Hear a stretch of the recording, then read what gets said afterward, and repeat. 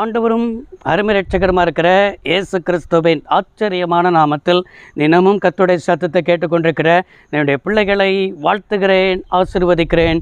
நீங்கள் ஆசீர்வதிக்கப்பட்டவர்கள். இந்த நாளிலும் கூட பரிசுத்த தேவன் உங்களை பார்த்து சொல்கிற ஒரு வார்த்தை, வேலை வந்தது என்று ஆண்டவர் சொல்லுகிறார். எனக்கு அருமையான தேவனுடைய பிள்ளைகளே, இது ஆண்டவராக இருக்கிற இயேசு கிறிஸ்து சொன்ன ஒரு வார்த்தை. யோவான் எழுதின சுவிசேஷ புத்தகம் 12ஆம் அதிகாரம் 23, 24 இவ்வாறாக என்ன செய்ய முடிகிறது, பார்க்க முடிகிறது.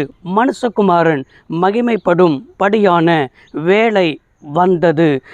மெய்யாகவே மெய்யாகவே நான் உங்களுக்கு சொல்கிறேன், கோதுமை மணி நிலத்தில் விழுந்து சாகாவிடில் தனித்திருக்கும், செத்ததையாகில் மிகுந்த பலனை கொடுக்கும் என்று அங்கே என்ன செய்யப்பட்டிருக்கிறது, சொல்லப்பட்டிருக்கிறதை இயேசு சொல்கிறதை நாம் இன்றைக்கு நம்மளோடு கூட ஆண்டவர் பேசுகிறார். நன்றாய் கவனியுங்கள்.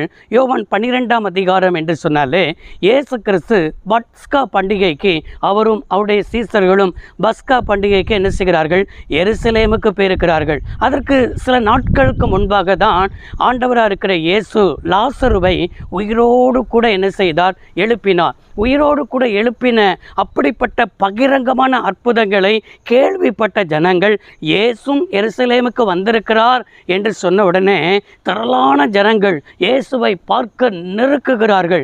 நெருக்கின உடனே தான் பரிசேயர்கள் சொல்கிற ஒரு வார்த்தை, நாம் செய்கிறதெல்லாம் வீண் என்று அறியீர்களா?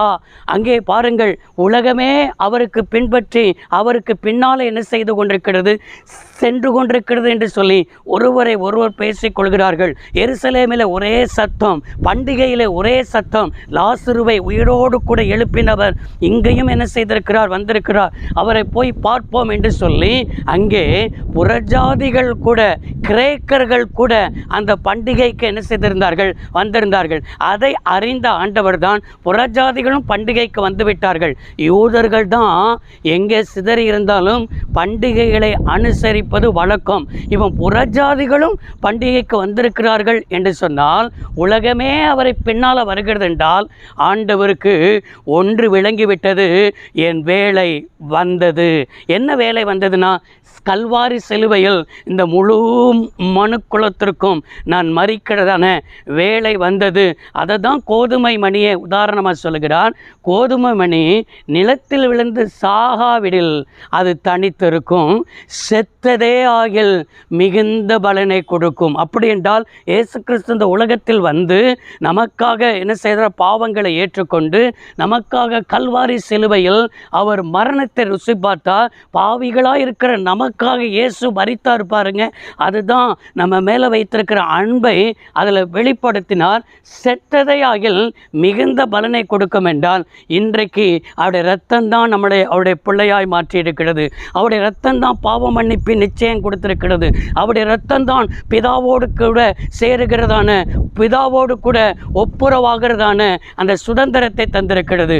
அதற்கெல்லாம் ஆண்டவர் சொன்ன ஒரு வார்த்தை, வேலை வந்தது.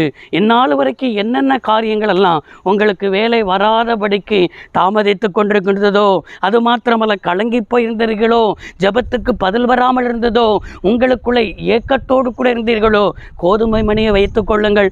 அந்த கோதுமை மணி விதையாக மாறணும். விதையாக மாறினாதான் அது பலனாய் கொடுக்கும். விதையாக மாறி அந்த கோதுமை மணி தனக்குள்ளே என்ன செய்யணும், சாகணும். இன்றைக்கி ரட்சிக்கப்பட்ட தேவனுடைய பிள்ளை தனக்குள்ளே சாகிறதுனா என்ன, சுயத்திற்கு சாகணும். நான் நல்லா இருந்தால் போதும், என் பிள்ளை நல்லா இருந்தால் போதும், என் திருச்சபை நல்லா இருந்தால் போதும். தனக்கென்று வாழ்கிறவன் அவன் தனித்து தான் இருப்பான். நாம் எப்பொழுது நாம் ஆண்டவருடைய வார்த்தைக்கு ஒப்பு கொடுத்து என்ன செய்கிறோம் என்று சொன்னால், பிறருக்காக, தேசத்திற்காக, சபைக்காக நம்ம என்ன செய்கிறோம்னு சொன்னால், நம்ம தேவனுடைய பாதத்தில் காத்திருக்கிறோமோ, ஒரு விதையாக மாறுகிறோமோ, நாம் மிகுந்த பலனை கொடுப்போம். இன்றைக்கி விதையாய் மாறுகிறதற்கு ஒரு சில கால தாமதங்கள் ஆகும். சில காரியத்தை தேவன் எதிர்பார்க்கலாம். அந்த எதிர்பார்க்கிற காலம் வரைக்கும் ஏன் நடக்கலை, ஏன் முடியலை, ஏன் என் காரியங்கள் தாமதமாக இருக்கிறது என்று சோர்ந்து போகிறீர்களா? இன்னைக்கு ஆண்டவர் எதிர்பார்க்கிறார், நீ விதையாக மாறு, உனக்கு வேலை வரும், உனக்கு தடைகள் மாறும், தாமதிக்கிறதுல அற்புதம் நடக்கும். இன்றைக்கு நான் அதை செய்வேன், இன்றைக்கு செய்ய ஆயத்தமாக இருக்கிறேன், இன்றைக்கு உன் வேலை வந்தது.